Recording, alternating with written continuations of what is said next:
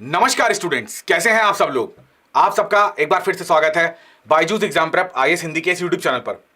आज के इस डेली क्विज में हम लोग देखते हैं कौन कौन से इंपॉर्टेंट क्वेश्चन है।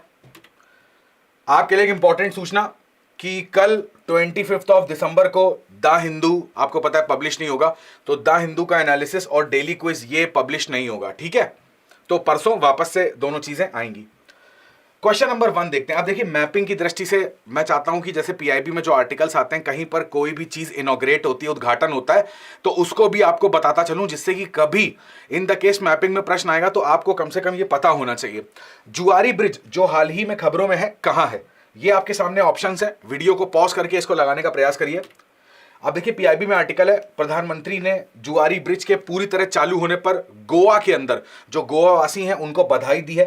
अब बेसिकली गोवा के अंदर कोई भी ब्रिज अगर हम बना रहे हैं, किसी भी क्षेत्र में हम कोई ब्रिज बना रहे हैं, तो उसके पीछे का उद्देश्य होता है कनेक्टिविटी का, ठीक है। उसके पीछे का उद्देश्य होता है कि इंफ्रास्ट्रक्चर को मजबूत करना, और कनेक्टिविटी, इंफ्रास्ट्रक्चर, ये सारी चीजें आपको पता है अर्थव्यवस्था के लिए, दूसरे जो विदेशी निवेश होते हैं उनको आकर्षित करने के लिए बहुत ज्यादा आवश्यक होती है। तो किसी भी राज्य का, किसी भी क्षेत्र का विकास हो सकता है यदि उसके अंदर अवसंरचना बहुत अच्छी है। तो यहां से आपको पता चल गया होगा कि जो जुआरी ब्रिज है वो कहां पर है, वो है गोवा में। तो हमारा बेस्ट ऑप्शन क्या हो जाएगा, गोवा। अगला प्रश्न देखते हैं। इलेक्ट्रिक वाहनों से संबंध में निम्नलिखित कथनों पर विचार करने हैं और ध्यान दीजिएगा कौन से कथन गलत हैं। जीवाश्म ईंधन इंजन वाले पारंपरिक वाहनों के विपरीत ईवीएस जो होते हैं, यानी कि इलेक्ट्रिक व्हीकल्स जो होते हैं, वो टेल पाइप उत्सर्जन उत्पन्न नहीं करते हैं, पहला कथन। यह carbon dioxide, nitrogen oxide, particulate matter यानी कि पीएम और वाष्पशील कार्बनिक यौगिक को कम करने में योगदान करता है। यह पेरिस समझौते में उल्लेखित लक्ष्यों को पूरा करने और 2070 तक शुद्ध शून्य उत्सर्जन प्राप्त करने की दिशा में भारत की प्रगति को सुविधाजनक बनाने में महत्वपूर्ण भूमिका निभाते हैं। वीडियो को पॉज करके इसको करने का प्रयास करिए। अब देखिए, न्यूज ऑन एयर का एक आर्टिकल है। गवर्नमेंट ने यहां पर क्या करा है, 5228 करोड़ के आसपास की सब्सिडी दी है इंसेंटिवाइज करने के लिए 11 लाख ईवीज को 2023 में। यानी कि यहां पर गवर्नमेंट की तरफ सब्सिडी आ रही है कि लोग जो हैं वो ईवी को खरीदें, उसमें कुछ वहां पर डिस्काउंट मिलेगा वो सब्सिडी के तौर पे। तो सरकार की तरफ से ये खर्च करा जा रहा है। जाहिर सी बात है, कॉप 28 अभी आपने देखा, इसके अंदर की सारी प्रतिबद्धताएं सुनी, तो अब चिंताजनक विषय हो गया जलवायु परिवर्तन का। तो हर देश जुटा हुआ है कि किस तरीके से जीवाश्म ईंधन को चरणबद्ध तरीके से खत्म करना है। तो उसके लिए अगर यहां पर डीजल वाहनों की बात करें तो सबसे पहले पेट्रोल से पहले भी डीजल वाहन को यहां पे खत्म करा जाएगा। तो उनके लिए हमारे पास कोई एक ठोस विकल्प होना चाहिए। तो यहां पर इलेक्ट्रिक व्हीकल्स की बात करी जा रही है। अब चूंकि आपको पता है कि इलेक्ट्रिक व्हीकल्स थोड़े से कॉस्टली पड़ते हैं, तो यहां पर सरकार क्या कर रही है, अभी के लिए फिलहाल वहां पर इंसेंटिवाइज कर रही है इन सब चीजों को। तो इसको आपको ध्यान में रखना है। वापस अपने प्रश्न पे लौटते हैं। तो देखिए, जाहिर सी बात है, टेल पाइप जो उत्सर्जन होता है, मतलब टेल के माध्यम से, जैसे आपने देखा होगा साइलेंसर वगैरह होते हैं, उनसे जो प्रदूषण निकलता है, यानी कंबशन जो इंजन होता है उसमें ईंधन के बर्न होने के बाद जो प्रदूषण होता है उसी को टेल पाइप प्रदूषण कहते हैं। तो ये इसमें होता नहीं है। नाइट्रोजन ऑक्साइड और पर्टिकुलेट मैटर जैसी जो चीजें होती हैं उनको यहां पर क्या होता है, कम करने में योगदान करता है। यहां पर उत्सर्जन भी उत्पन्न नहीं होता। और दूसरा, 2070 तक हमको पता है हमारे पंचमित्रा टारगेट है, तो नेट जीरो कार्बन का टारगेट भी हमारा है। तीनों ही कथन यहां पर सही हैं। हमसे यहां पर गलत कथन पूछे हैं, तो बेस्ट ऑप्शन क्या हो जाएगा, डी। अगला प्रश्न देखिए, अल नीनो से संबंधित है। निम्नलिखित में से कौन से कथन सही हैं। यह एक ऐसी घटना है जो उष्णकटिबंधीय पूर्वी प्रशांत क्षेत्र की असामान्य ठंडक को दर्शाती है। इसके परिणाम स्वरूप दक्षिण अमेरिका, इंडोनेशिया और ऑस्ट्रेलिया में सूखा पड़ जाता है। यह समुद्र के तापमान, समुद्री धाराओं के वेग, तीव्रता और तटीय जो मत्स्य पालन है उसको प्रभावित करता है, या फिर उपरोक्त सभी। अब देखिए, इसके लिए आपको ज्योग्राफी का जो अल नीनो का कॉन्सेप्ट है वो पता होना चाहिए। डाउन टू अर्थ मैगजीन का आर्टिकल है, इसमें बोला गया है कि अल नीनो इफेक्ट के कारण आप देखोगे जो डेंगू के केसेस हैं वो इंक्रीज होंगे ग्लोबली।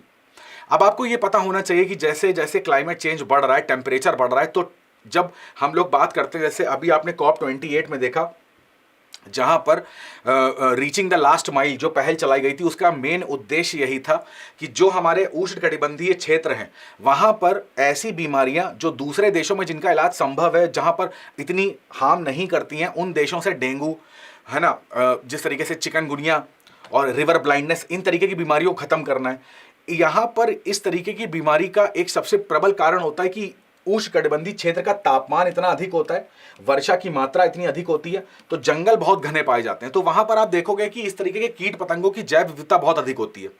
ऊपर से जब अल नीनो आ जाएगा तो आपको पता है, ये अगर एशिया की बात करें, भारत के आसपास की, ऑस्ट्रेलिया की, इंडोनेशिया की, तो वहां पर बहुत ज्यादा गर्मी उत्पन्न करेगा, भारत की जो बारिश है उसको भी कम करेगा।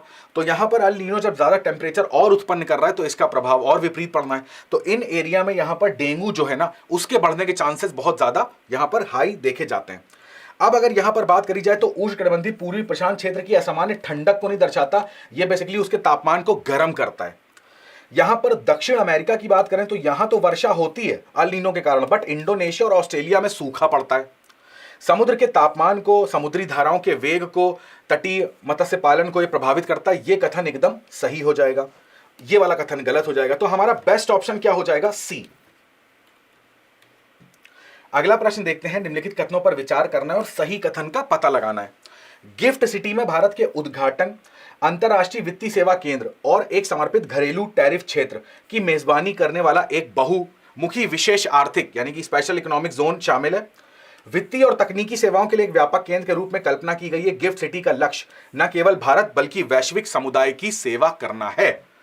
अब यहां पर आप देखोगे, इंडियन एक्सप्रेस का आर्टिकल है, तो यहां पर गुजरात गवर्नमेंट ने कुछ कार्ड्स इशू करे हैं जो गिफ्ट सिटी के आउटसाइड ट्रैवल करते हैं लिकर कंजम्पशन को लेके, तो वहां पर बैन है, तो उन लोगों को कार्ड दिए जाएंगे जिससे कि इनके आवाजाही पर कोई रोक टोक ना लगे। खैर, यहां पे हमारे लिए इंपॉर्टेंट हो जाता है गिफ्ट सिटी। जब भी गिफ्ट सिटी की बात करते हो तो आपको ये पता होना चाहिए कि गुजरात के गांधीनगर में, राइट, वर्ल्ड में जिस तरीके के ट्रांजैक्शंस होते हैं, जिस तरीके की अर्थव्यवस्था में जो फाइनेंशियल सर्विसेज होती हैं, टेक्निकल सर्विसेज होती हैं, उन सारे सर्विसेज का एक हब है जिसको हम लोग गिफ्ट सिटी बोलते हैं।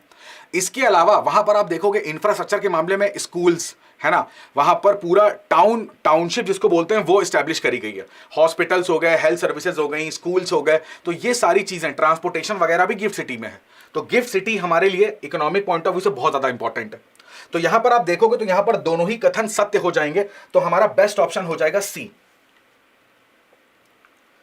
2023 की प्रारंभिक परीक्षा में प्रश्न पूछा गया है, बेसिकली ये 2022 में है, तो इसको 22 कर लीजिएगा।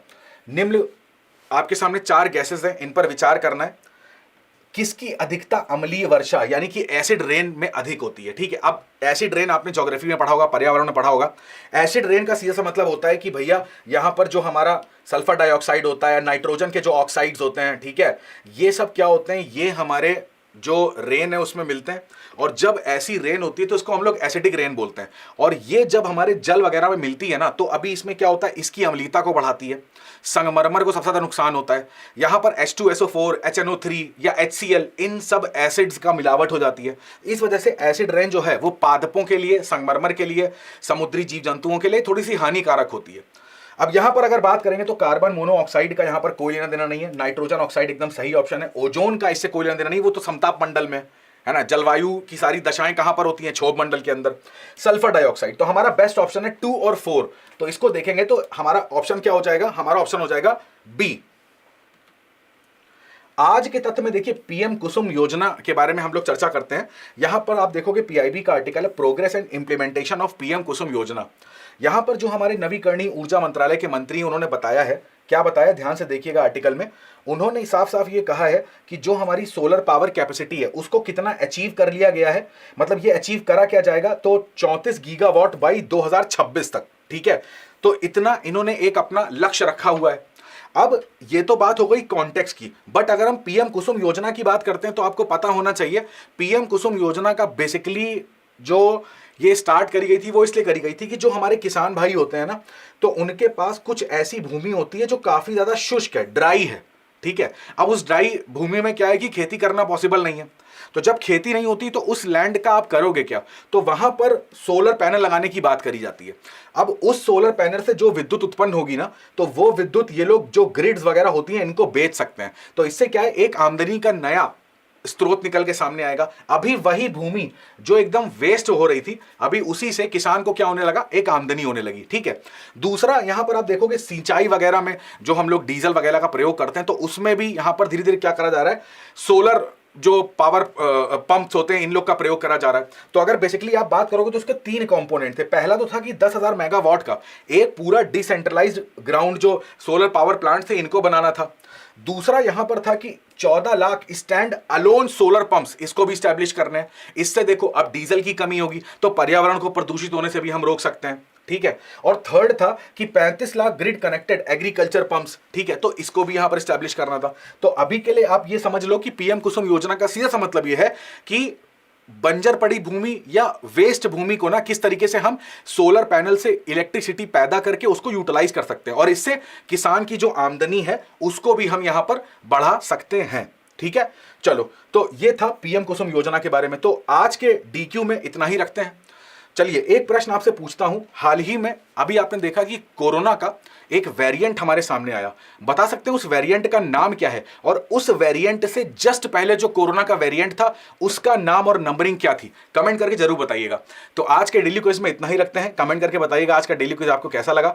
आपसे मुलाकात होगी अगले डेली क्विज में कुछ नए प्रश्नों के साथ। तब तक आप अपनी पढ़ाई करेंगे, स्वस्थ रहेंगे और सबसे इंपॉर्टेंट अपने माता पिता का बहुत सारा ध्यान रखेंगे।